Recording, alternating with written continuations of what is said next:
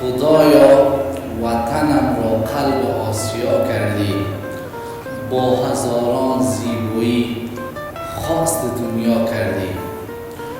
خدایا قلب آسیا را با کوه و دریا زیبا کردی، با موج دریایش عجب ساحل زیبا کردی. خدایا وطنم را شهر هر بیگانه کردی، خاکش سنگ و کوهایش مال هر بی وطن کردی.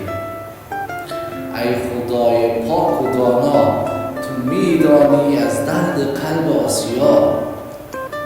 ای خدا هر کی میآید این قلب را ویران میکند، صاحب این قلب را بی آشیانه میکند. ای خدا تو این قلب را ویران مکن، این همه بنده هایت را زیر خاک مکن.